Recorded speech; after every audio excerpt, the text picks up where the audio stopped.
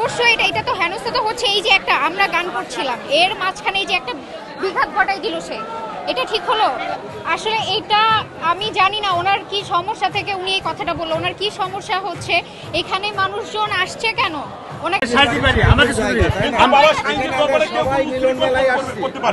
আমি কি কই, আমার কাছে কথা লাগে আপনি একটা পার্টি নিয়ে আপনি 10টা লোক নিয়ে এখানে আলোচনা করেন, আপনাকে কেউ বাধা দেবে না। যেহেতু আমি একটা স্থানে বসছি, আমার এই জায়গাটা আপনার সমস্যা করবে। আপনি আরেকটা জায়গায় বসছেন, সমস্যা মানে এই যে আপনার জন্য এই লোকগুলো কিন্তু যাতায়াত করতে হবে না। এই যে একটা ভদ্রমহিলা জায়গায় শুয়ে রয়েছে, আত্মার খোরাক নিচ্ছে, শুনেন, আত্মার খোরাক প্রেম পাচ্ছে।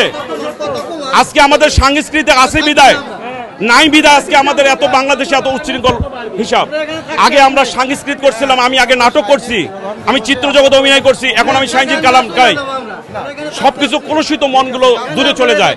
যে মনটা শয়তানি মন যেটা আছে, খান্নাস, এটা চলে যায়। বাবা সাইনজির দরবারে এই যে এখানে ধাম আছে, কেউ কোনো রকম খারাপ আচরণ করতেছো? বাবা তোমরা যে যুবক পোলাপান আছে, কেউ কোনো খারাপ আচরণ করতেছো? আমরা তো ক্ষণিকের জন্য এখানে আসছি। আমরা এই আজকে প্রোগ্রাম একটু আত্মার খোরাক নিচ্ছি, এখন আমরা চলে যাব। তা বাবার দরবারে আইসা যদি আমরা আত্মার একটু খোরাক না নিতে পারি, তাহলে আপনারা কেন এটা করবেন, বিশৃঙ্খলা কোনো? বলেন তো। আসলে এটা আমি জানি না ওনার কি সমস্যা থেকে উনি এই কথাটা বললো। ওনার কি সমস্যা হচ্ছে?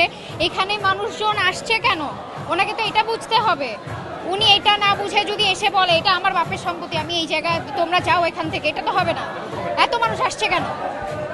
ওনারা আসছে, ওনারা লালন ঘুরে দেখবে, ওনারা গান শুনবে।